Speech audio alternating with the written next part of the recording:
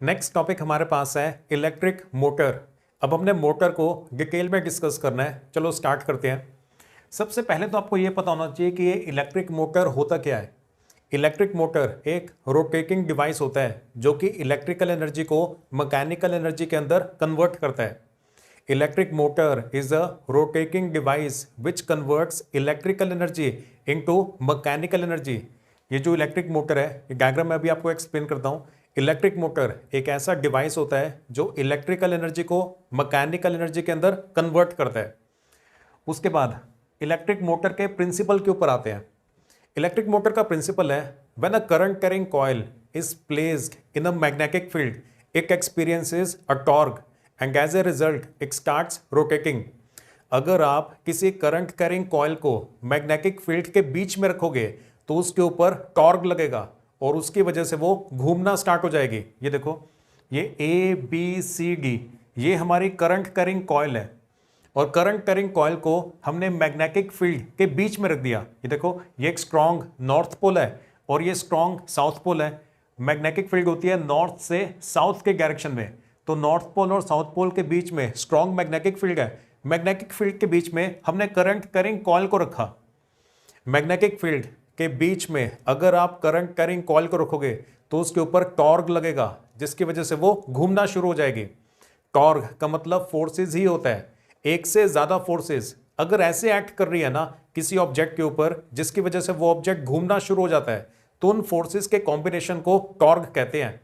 यहाँ पे ये वाला हिस्सा है ना कॉइल का, A से लेकर B तक वाला जो हिस्सा है, इस हिस्से के ऊपर फोर्स लगेगी अपवर्ड डायरेक्शन में, और ये वाला जो हिस्सा है C से लेकर D तक वाला, इस वाले हिस्से के ऊपर फोर्स लगेगी डाउनवर्ड डायरेक्शन में। तो एक तरफ से धक्का लग रहा है ऊपर की तरफ और एक दूसरी तरफ से धक्का लग रहा है नीचे की तरफ, जिसकी वजह से ये वाली जो कॉइल है ना वो ऐसे ऐसे घूमना शुरू कर देती है। When a current carrying coil is placed in a magnetic field, it experiences a torque and as a result it starts rotating। अगर आप करंट कैरिंग कॉइल को मैग्नेटिक फील्ड के बीच में रखोगे तो उसके ऊपर टॉर्क लगेगा जिसकी वजह से वो वाली कॉइल घूमना स्टार्ट हो जाएगी। मतलब ये वाली कॉइल ना ऐसे ऐसे घूमना शुरू कर देती है। ये वाली जो ब्रांच है AB, इसके ऊपर फोर्स लगती है ऊपर की तरफ, इस वाली ब्रांच पे फोर्स लगती है नीचे की तरफ, जिसकी वजह से ये ऐसे ऐसे घूमना स्टार्ट कर देती है। प्रिंसिपल क्लियर हो गया। When a current carrying coil is placed in a magnetic field, जब आप करंट कैरिंग कॉइल को मैग्नेटिक फील्ड के बीच में रखोगे, then it will experience a torque, तो उसके ऊपर टॉर्क लगेगा, मतलब ऐसी फोर्सेस लगेंगी जो कि इसको घुमाना शुरू कर देंगे। And as a result it starts rotating. Principle clear हो गया। अब मैं आपको जरा डायग्राम एक्सप्लेन कर दूं कि इस डायग्राम के अंदर कौन कौन सी चीजें किसे रिप्रेजेंट कर रही हैं। उसके बाद फिर इसकी वर्किंग को भी डिस्कस करेंगे कि एक्चुअल में कैसे घूमना शुरू कर देती है, उसे डिस्कस करेंगे। ये देखो, ये हमारे पास ना एक स्ट्रॉन्ग मैग्नेट का नॉर्थ पोल है, ये दूसरे मैग्नेट का साउथ पोल है, ये भी स्ट्रॉन्ग है। तो नॉर्थ पोल और साउथ पोल के बीच में ये हमारे पास मैग्नेटिक फील्ड है।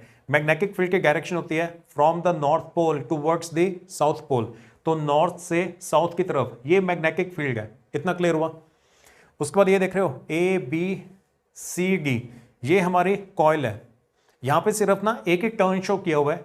एक्चुअल में जो मोटर होती है ना उसके अंदर तो काफी सारे टर्न्स होते हैं, जो कॉइल है अच्छी खासी होती है।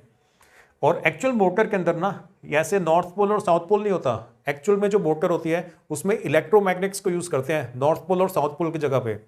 हम तो डायग्रामेटिकली रिप्रेजेंट कर रहे हैं, इसलिए हमने यहाँ पे नॉर्थ पोल और यहाँ पे साउथ पोल को शो कर दिया। तो ये बीच में हमारी कॉइल है, ये कॉपर की वायर है जो ABCD, इन पॉइंट्स को हमने A, B और CD बोला हुआ है। इतना क्लियर। उसके बाद आप देख रहे हो यहां से ये ना इस वाले हिस्से के साथ कनेक्टेड है। इन्हें ये जो P और Q है ना ये स्प्लिट रिंग्स को रिप्रेजेंट करते हैं। स्प्लिट रिंग्स, स्प्लिट रिंग का मतलब होता है, ये देखो बीच में से टूटा हुआ है, ये ना एक कंप्लीट रिंग नहीं है, टूटा हुआ है। ये ऐसे इधर से C की शेप में और ये वाला ऐसे दूसरा उल्टे C की शेप के अंदर है, तो इन्हें स्प्लिट रिंग बोलते हैं। स्प्लिट इसलिए क्योंकि ये बीच में से टूटा हुआ है, कंप्लीट रिंग नहीं है। और उसके बाद ये जो X और Y है ना ये कार्बन के ब्रशेज हैं। ये जो X और Y है ये ब्रश आगे जाके फिर बैटरी के साथ कनेक्टेड है, और ये जो ब्रश है ना वो फिक्स्ड होते हैं। ये वाला जो रिंग है वो घूम सकता होता है। जो कॉइल है ना, कॉइल का ये जो लेफ्ट वाला हिस्सा है वो इस वाले रिंग के साथ कनेक्टेड है, रिंग आगे ब्रश के साथ कनेक्टेड है। कॉइल, ध्यान से देखो, ये जो कॉइल आ रही है ना, ये वाली जो वायर आ रही है वो इस रिंग के साथ कनेक्टेड है और रिंग आगे ब्रश के साथ कनेक्टेड है, ब्रश आगे जाके फिर ऐसे बैटरी के साथ कनेक्टेड है। दूसरी तरफ से भी आप ध्यान से देखो, ये वाली जो वायर आ रही है, कॉइल की जो वायर है, ये इस रिंग के साथ कनेक्टेड है। कॉइल जब घूमेगी तो उसके साथ साथ ये वाला रिंग भी घूमेगा, लेकिन जो ब्रश है ना, ये वाला एक्स और ये वाला वाई, ये वाले जो ब्रशेज हैं ये अपनी पोजीशन पे फिक्स रहते होते हैं और ब्रश फिर आगे इधर दूसरे किनारे से बैटरी के साथ कनेक्टेड है। बैटरी के अंदर ये जो लंबी वाली लाइन होती है वो बैटरी के पॉजिटिव को रिप्रेजेंट करती है, जो छोटी वाली लाइन होती है वो नेगेटिव टर्मिनल को रिप्रेजेंट करती है, और जो करंट होता है वो पॉजिटिव से नेगेटिव डायरेक्शन में होता है ना, तो जो लॉन्गर लाइन है, जो लॉन्गर वर्टिकल लाइन होती है वो पॉजिटिव टर्मिनल को रिप्रेजेंट करती है ना, तो यहां से करंट स्टार्ट होगा। ये देख रहे हो, ये करंट पॉजिटिव से नेगेटिव डायरेक्शन में होता है, यहां से करंट स्टार्ट होगा, इधर इधर ऐसे, यहां से पहुंच के यहां पे देख रहे हो करंट की जो डायरेक्शन है इधर से मुड़ जाएगा, फिर ऐसे ऐसे ऐसे इस डायरेक्शन में करंट फ्लो कर रहा है। करंट की डायरेक्शन क्लियर होगी, यहां से जो भी बैटरी का पॉजिटिव होता है वहां से करंट स्टार्ट होता है, तो यहां से स्टार्ट होके इस वाले हिस्से में करंट ऐसे है, डी से सी की डायरेक्शन में है, फिर सी से बी, फिर बी से ए, और फिर ऐसे ये रिंग और ब्रश में से होते हुए वापस बैटरी तक पहुंचेगा। क्लियर हो गया। ये पी और क्यू क्या है? स्प्लिट रिंग है। एक रिंग है जो बीच में से टूटा हुआ है, तभी इसका नाम स्प्लिट रिंग है। हमने अपने कॉइल को ना रिंग के साथ कनेक्ट किया हुआ है, जैसे जैसे कॉइल घूमेगी वैसे वैसे ये वाला जो रिंग है, ये वाला रिंग भी घूमेगा। जो रिंग है वो आगे ब्रश के साथ कनेक्टेड है। ये जो एक्स और वाई है ये कार्बन के ब्रशेज होते हैं, ये अपनी जगह पर फिक्स रहते होते हैं। रिंग आगे ब्रश के साथ कनेक्टेड है, जो ब्रश है वो फिर आगे वायर्स के थ्रू हमारे इस बैटरी के साथ कनेक्टेड है। तो डायग्राम आपको क्लियर हो गया कि कौन सी चीज क्या क्या है। अब देखो, आपने स्विच ऑन कर दिया, जैसे ही आप स्विच ऑन करोगे बैटरी का, तो ये वाली जो कॉइल है, इस कॉइल के अंदर करंट आ जाएगा। अब करंट कैरिंग कॉइल को मैग्नेटिक फील्ड के बीच में रखा हुआ है। करंट कैरिंग कॉइल को अगर आप मैग्नेटिक फील्ड के बीच में रखोगे तो उसके ऊपर टॉर्क एक्ट करता है, फोर्सेस लगनी स्टार्ट हो जाती हैं। फ्लेमिंग का लेफ्ट हैंड रूल यूज करके हम फोर्स के डायरेक्शन को भी पता कर सकते हैं। ये ए से लेकर बी तक ये वाला जो पोर्शन है ना, इस वाले पोर्शन पे फोर्स लगेगी अपवर्ड डायरेक्शन में। डायरेक्शन कैसे निकली? फ्लेमिंग के लेफ्ट हैंड रूल को यूज करके निकली है। याद है फ्लेमिंग का लेफ्ट हैंड रूल? दोबारा बता देता हूं मैं। Stretch the index finger, the middle finger and thumb of your left hand so that they are mutually perpendicular to each other. Index finger should point in the direction of magnetic field. Index finger magnetic field की direction में होनी चाहिए। जो middle finger है, middle finger current के direction में होनी चाहिए। फिर थंब जिस डायरेक्शन में पॉइंट कर रहा है उस डायरेक्शन में फोर्स लगती है। इंडेक्स फिंगर को आप मैग्नेटिक फील्ड की डायरेक्शन में लेके आओ, नॉर्थ से साउथ की तरफ, इस डायरेक्शन में ले आओ। आप अपना लेफ्ट हैंड निकाल लो ना, इंडेक्स फिंगर को नॉर्थ से साउथ की तरफ इस डायरेक्शन में लेके आओ। जो मिडल फिंगर है उसे करंट की डायरेक्शन में लेके आओ, ये बी से लेकर ए तक। ये ना 3D फिगर है, 3D की फॉर्म में इसे इमेजिन करो। ये बी से जो ए है वो एक्चुअल में ऐसे आगे की तरफ आ रहा है। फिर थंब जिस डायरेक्शन में पॉइंट करेगा उस डायरेक्शन में फोर्स लगती है। देखो मैं उस तरफ जाके आपको एक्सप्लेन करता हूं। ये आप अपना लेफ्ट हैंड निकाल लो, इंडेक्स फिंगर मैग्नेटिक फील्ड की डायरेक्शन में होनी चाहिए, ऐसे नॉर्थ से साउथ की तरफ। मैग्नेटिक फील्ड नॉर्थ से साउथ की तरफ होती है, तो ठीक है ना, इंडेक्स फिंगर ठीक है। जो मिडल फिंगर है वो करंट की डायरेक्शन में होनी चाहिए, तो जो करंट है ना वो बी से ए की तरफ है, इस डायरेक्शन के अंदर है, ऐसे ऐसे बाहर आ रही है, स्क्रीन से बाहर की तरफ आ रहा है, क्योंकि कॉइल ना ऐसे पड़ी हुई है, ऐसे पड़ी हुई है कॉइल। समझ आ गया? अब देखो थंब अपवर्ड डायरेक्शन में पॉइंट कर रहा है, तो इस वाले हिस्से के ऊपर, इस वाले हिस्से के ऊपर अपवर्ड डायरेक्शन में फोर्स लगेगी। अब ये जो सी से डी तक ये वाला जो पोर्शन है ना, इसके ऊपर डाउनवर्ड डायरेक्शन में फोर्स लगेगी, क्योंकि यहां पे देखो आपका रूल ना इस तरह से लगेगा। इंडेक्स फिंगर होनी चाहिए मैग्नेटिक फील्ड की डायरेक्शन में, ये देखो नॉर्थ से साउथ की तरफ, इस डायरेक्शन में इंडेक्स फिंगर है। जो मिडल फिंगर है इस वाले पोर्शन के लिए वो डी से सी की तरफ, ये जो डी से सी है ना वो ऐसे अंदर की तरफ जा रहा है, तो मिडल फिंगर को ऐसे अंदर की तरफ भेजना पड़ेगा। अब देखो जो थंब है वो डाउनवर्ड डायरेक्शन में पॉइंट कर रहा है, तो मतलब इस हिस्से के ऊपर डाउनवर्ड डायरेक्शन में फोर्स लगेगी। क्लियर हुआ? फ्लेमिंग के लेफ्ट हैंड रूल को यूज करके हम बता सकते हैं कि इस ए बी वाले पोर्शन के ऊपर अपवर्ड डायरेक्शन में फोर्स लगेगी और सी डी वाले पोर्शन के ऊपर डाउनवर्ड डायरेक्शन में फोर्स लगेगी। ये सी से लेकर बी तक ये वाला जो पोर्शन है ना, इसके ऊपर फोर्स नहीं लगने वाली, क्योंकि मैग्नेटिक फील्ड की डायरेक्शन के अंदर ही अगर करंट है या उसके ऑपोजिट डायरेक्शन में, पैरेलल हो या एंटी पैरेलल हो, तब फोर्स नहीं लगती है। अगर इंडेक्स फिंगर और मिडल फिंगर दोनों सेम डायरेक्शन में आ जाए ना, दोनों सेम डायरेक्शन में हो, मैग्नेटिक फील्ड और करंट, तब फोर्स नहीं लगती। तो ये जो इतना हिस्सा है, ये वाला जो इतना हिस्सा है और ये वाला जो पोर्शन है, ये सी से बी वाला जो पोर्शन है, इसके ऊपर फोर्सेस नहीं लग रही हैं। तो एक तरफ से इस वाली कॉइल को ऊपर की तरफ पुश किया जा रहा है और इस तरफ से दूसरी तरफ से इस कॉइल को नीचे की तरफ पुश किया जा रहा है। तो दोनों का रिजल्ट क्या होता है, ये घूमना शुरू कर देती है, ये वाली कॉइल ऐसे ऐसे रोटेट करना स्टार्ट कर देगी। क्लियर हुआ? अब ये सारा कुछ यहां पे क्यों लगा रखा है उसे समझते हैं। आपको ये तो क्लियर हो गया ना कि इस वाली कॉइल के ऊपर टॉर्क लगेगा। टॉर्क का मतलब ये होता है equal and opposite forces which will cause rotation. ये जितनी फोर्स ऊपर की तरफ लग रही है, यहां पर एग्जैक्टली उतनी ही फोर्स डाउनवर्ड डायरेक्शन में नीचे की तरफ लग रही है।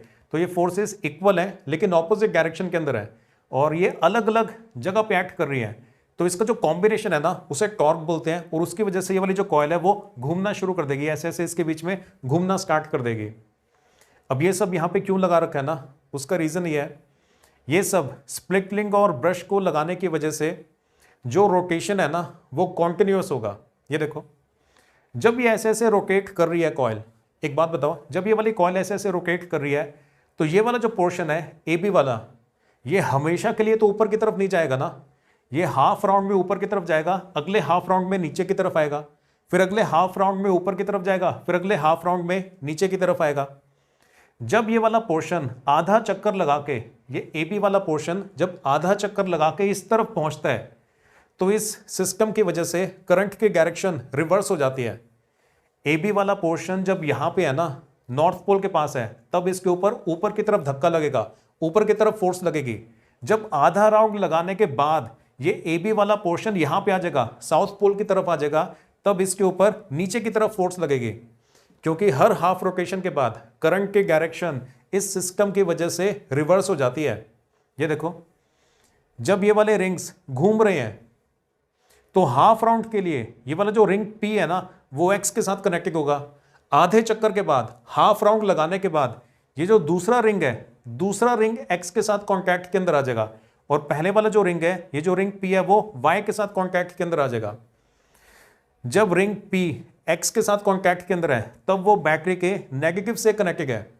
आधे चक्कर के बाद क्या होगा, ये जो रिंग पी है ना, ये वाला रिंग पी इधर वाई के साथ कॉन्टैक्ट के अंदर आ जाएगा और जो क्यू है वो एक्स के साथ कॉन्टैक्ट के अंदर आ जाएगा। मतलब रिंग पी अब बैटरी के पॉजिटिव से कनेक्ट हो गया और क्यू बैटरी के नेगेटिव से कनेक्ट हो गया। तो ऐसा करने की वजह से इस कॉइल के अंदर करंट की जो डायरेक्शन है ना वो चेंज हो जाती है। तो जब ये वाली कॉइल ए बी यहाँ पे नॉर्थ पोल के पास है, तब इसके ऊपर की तरफ पुश लग रहा है, ऊपर की तरफ धक्का लग रहा है। आधा राउंड लगाने के बाद जब ये कॉइल यहाँ पे पहुंचेगी, साउथ पोल के पास पहुंचेगी, तब यहाँ पे करंट की डायरेक्शन चेंज हो जाएगी। तो इस वाले हिस्से के ऊपर यहाँ पे पहुंचने पे फिर डाउनवर्ड डायरेक्शन में फोर्स लगेगी। क्लियर हुआ? तो फोर्स लगातार एकदम सही डायरेक्शन में लगती रहेगी, जिसकी वजह से जो रोटेशन है ना वो कॉन्टिन्यूस होगा। क्लियर हुआ?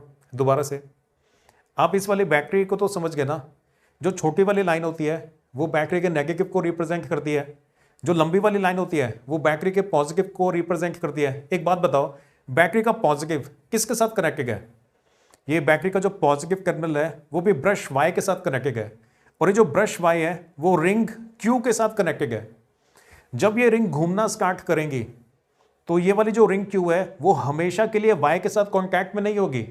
आधे राउंड के लिए ये वाली जो रिंग क्यू है ना वो वाई के साथ कॉन्टैक्ट में रहेगी। आधा राउंड हो जाने के बाद ये इस तरफ वाली जो रिंग है, ये जो रिंग पी है, ये वाई के साथ कॉन्टैक्ट में आ जाएगी और क्यू वाली जो रिंग है वो एक्स के साथ कॉन्टैक्ट में आ जाएगी। मतलब जो पोलैरिटी है ना वो रिवर्स हो जाती है। मतलब कौन सा रिंग पॉजिटिव से कनेक्टेड है और कौन सा रिंग नेगेटिव से कनेक्टेड है वो हर हाफ राउंड के बाद चेंज हो जाता है। हर आधे राउंड के बाद इस वाले कॉइल के अंदर करंट की डायरेक्शन चेंज हो जाती है, जिसकी वजह से जो रोटेशन है ना वो कॉन्टिन्यूस रहता होता है। ये जो सीगी वाला पोर्शन है इसके ऊपर अभी फोर्स लग रही है डाउनवर्ड डायरेक्शन में। जब आधा राउंड लगाने के बाद ये यहाँ पे पहुंचेगा, तब सीगी वाला पोर्शन जब यहाँ पे पहुंचेगा तो उसके ऊपर फोर्स लगेगी अपवर्ड डायरेक्शन में। फिर आधे राउंड के बाद जब वो वापस यहाँ पे पहुंचेगा तब उस पर फोर्स लगेगी डाउनवर्ड डायरेक्शन में। फिर आधे राउंड के बाद वापस जब वो यहाँ पे पहुंचेगा फिर उसके ऊपर फोर्स लगेगी अपवर्ड डायरेक्शन में। क्योंकि हर हाफ राउंड के बाद इस सिस्टम की वजह से करंट की डायरेक्शन रिवर्स हो जाती है। तो रोटेशन जो होता है ना वो कॉन्टिन्यूस रहता होता है, ये लगातार ऐसे ऐसे घूमती रहेगी। क्लियर हो गया? तो इसलिए ये रिंग और ब्रश वाले सिस्टम को यहां पे लगा रखा है ताकि रोटेशन कॉन्टिन्यूअस रहे। तो मोटर आपको क्लियर है क्या है? मोटर एक ऐसा डिवाइस है जो इलेक्ट्रिकल एनर्जी को मैकेनिकल एनर्जी में कन्वर्ट करता है। इलेक्ट्रिकल एनर्जी होती है और ये घूमना शुरू कर देती है, मतलब मैकेनिकल एनर्जी पैदा होनी शुरू हो जाती है। और इसका प्रिंसिपल ये था, when a current carrying coil is placed in a magnetic field it will experience a torque and as a result it will start rotating. Current carrying coil को जब मैग्नेटिक फील्ड के बीच में रखा जाएगा तो उसके ऊपर टॉर्क लगेगा। टॉर्क का मतलब होता है एक से ज्यादा ऐसी फोर्सेस जो कि रोटेशन पैदा कर रहे हैं। देखो यहां पे एक फोर्स ऊपर की तरफ लग रही है, दूसरी फोर्स नीचे की तरफ लग रही है। जब भी इस तरह से फोर्सेस लगती होती है ना तो उनकी वजह से रोटेशन पैदा हो जाता होता है। When a current carrying coil is placed in a magnetic field, it will experience a torque and as a result it will start rotating। और जो रोटेशन है वो कॉन्टिन्यूस रहे उसके लिए हमने ये रिंग और ब्रश वाला सिस्टम लगा रखा है। हर हाफ राउंड के बाद करंट की डायरेक्शन रिवर्स हो जाती है जिसकी वजह से रोटेशन कॉन्टिन्यूस रहता है। हर हाफ राउंड के बाद करंट की डायरेक्शन रिवर्स हो जाती है जिसकी वजह से रोटेशन कॉन्टिन्यूस रहता है। ये वाली जो कॉइल है, कॉइल का जो ये वाला हिस्सा है वो हमेशा तो ऊपर की तरफ नहीं जाएगा ना। जब वो ऐसे ऐसे घूमेगा आधे राउंड में वो ऊपर जाएगा, अगले आधे राउंड में नीचे आएगा, फिर अगले आधे राउंड में ऊपर, अगले आधे राउंड में नीचे। तो ये रोटेशन को कॉन्टिन्यूस बनाता है। तो इलेक्ट्रिक मोटर का ये वाला डायग्राम बनाने के बाद अगर आपने इसके बारे में लिखना है ना तो फिर आप ऐसे लिखोगे, electric motor is a rotating device which converts electrical energy into mechanical energy. Electric motor एक ऐसा रोटेटिंग डिवाइस होता है जो कि इलेक्ट्रिकल एनर्जी को मैकेनिकल एनर्जी के अंदर कन्वर्ट कर देता है। फिर principle of electric motor super important है, बहुत बार एग्जाम के अंदर आता है। उसमें आप ये लिखोगे, when a current carrying coil is placed in a magnetic field it experiences a torque and as a result it starts rotating. जब भी आप किसी करंट कैरिंग कॉइल को मैग्नेटिक फील्ड में रखोगे तो उसके ऊपर टॉर्क लगना स्टार्ट हो जाएगा जिसकी वजह से वो घूमना शुरू कर देगी। तो ये हमारे पास ABCD ये हमारी कॉइल है। कॉइल को हमने मैग्नेटिक फील्ड के बीच में रख दिया तो उसकी वजह से इसके ऊपर जो फोर्सेस लगनी स्टार्ट हो गई है ना, इन फोर्सेस के कॉम्बिनेशन को ही टॉर्क कहते हैं। और टॉर्क लगना स्टार्ट हो जाएगा जिसकी वजह से फिर ये ऐसे ऐसे घूमना शुरू कर देती है। When a current carrying coil is placed in a magnetic field it will experience a torque and as a result it will start rotating. उसके बाद इसकी वर्किंग एक्सप्लेन करने के लिए पहले आप डायग्राम को एक्सप्लेन करोगे, फिर वर्किंग को एक्सप्लेन करोगे। ABCD is a rectangular coil of insulated copper wire. ये ABCD ये एक रेक्टेंगल की शेप के अंदर कॉइल है। यहाँ पे हमने सिर्फ एक ही टर्न शो किया हुआ है, एक्चुअल में तो काफी सारे टर्न्स होते हैं। और ये कॉपर की बनी हुई है, कॉपर की वायर की बनी हुई है। The coil ABCD is placed between magnetic field generated by 2 strong magnets. इस कॉइल को हमने 2 स्ट्रॉन्ग मैग्नेट्स के बीच में रखा हुआ है। ये जो स्ट्रॉन्ग मैग्नेट्स हैं ये एक स्ट्रॉन्ग मैग्नेटिक फील्ड को जनरेट करेंगे। डायग्राम में तो हमने ऐसे नॉर्थ पोल और साउथ पोल शो किया हुआ है ना, जो एक्चुअल के अंदर मोटर होती है उसके अंदर इलेक्ट्रोमैग्नेट्स को यूज करके स्ट्रॉन्ग मैग्नेटिक फील्ड को पैदा किया जाता है। The ends of the coil are connected to 2 half P and Q of a split ring. ये कॉइल के जो एंड पॉइंट्स है ना उनको हमने 2 आधे आधे रिंग्स के साथ कनेक्ट किया हुआ है। ये P और Q ये स्प्लिट रिंग को रिप्रेजेंट करते हैं। एक ही रिंग है, उसके 2 हिस्से हैं, उसको रिप्रेजेंट कर रहे हैं। नेक्स्ट पॉइंट में आप लिखोगे, the external edges of P and Q touch to conducting stationary brushes X and Y। ये रिंग P और रिंग Q के जो एक्सटर्नल एजेस हैं, जो बाहर वाले इनके किनारे हैं, वो ये इन दोनों ब्रशेस के साथ कनेक्टेड हैं। ब्रश X और ब्रश Y ये दोनों ना कार्बन के ब्रशेस होते हैं। जो ब्रश है ना वो अपनी पोजीशन पे फिक्स रहता होता है। जैसे जैसे कॉइल घूमेगी तो कॉइल के साथ ये वाले जो रिंग्स है ना, ये वाले रिंग्स भी ऐसे ऐसे घूमते होते हैं। The current in the arm AB is from B to A and current in arm AD is from D to C। ये जो AB वाली ब्रांच है इसमें करंट है ये B से A की फॉर्म में, और ये जो DC वाली ब्रांच है इसमें करंट D से C की फॉर्म के अंदर है। ये यहाँ पे करेक्शन करना, AD नहीं आएगा, यहाँ पे CD आएगा। ये वाली जो ब्रांच है ना CD, इसमें करंट D से C की फॉर्म के अंदर है। आगे चलते हैं। Applying Fleming's left hand rule on arm AB we find that arm AB will experience a force in the upward direction. उसके बाद ना आपने फ्लेमिंग के लेफ्ट हैंड रूल को लगाना है। वो मैंने अभी एक्सप्लेन किया था ना, फ्लेमिंग के लेफ्ट हैंड रूल को जब आप इस वाली आर्म के ऊपर लगाओगे तो थंब पॉइंट करता है अपवर्ड डायरेक्शन में, तो इस हिस्से के ऊपर फोर्स लगेगी अपवर्ड डायरेक्शन में। और ये वाली जो ब्रांच है CD, इस वाली ब्रांच के ऊपर जब आप फ्लेमिंग का लेफ्ट हैंड रूल लगाओगे तो थंब पॉइंट करेगा डाउनवर्ड डायरेक्शन में, तो इस हिस्से के ऊपर फोर्स लगने वाली है डाउनवर्ड डायरेक्शन में। वो हमने एक्सप्लेन किया हुआ है कि फ्लेमिंग के लेफ्ट हैंड रूल को जब CD पे लगाएंगे तो फोर्स लगेगी डाउनवर्ड डायरेक्शन में, और AB पे जब लगाएंगे तो फोर्स लगेगी अपवर्ड डायरेक्शन में। Because of these forces coil AB will start rotating. एक तरफ अपवर्ड डायरेक्शन में फोर्स लग रही है, दूसरी तरफ से डाउनवर्ड डायरेक्शन में फोर्स लग रही है। जब ऐसी फोर्सेस लगती है ना तो इन्हीं को टॉर्क बोलते हैं। Equal and opposite forces they will make a torque. Torque का मतलब ऐसी फोर्सेस का कॉम्बिनेशन जो कि रोटेशनल इफेक्ट पैदा करें, इसको घुमाना शुरू कर दे। तो कॉइल के ऊपर ये जो फोर्सेस लग रही हैं इन्हीं की वजह से वो रोटेट करना स्टार्ट कर देगी। क्लियर हुआ?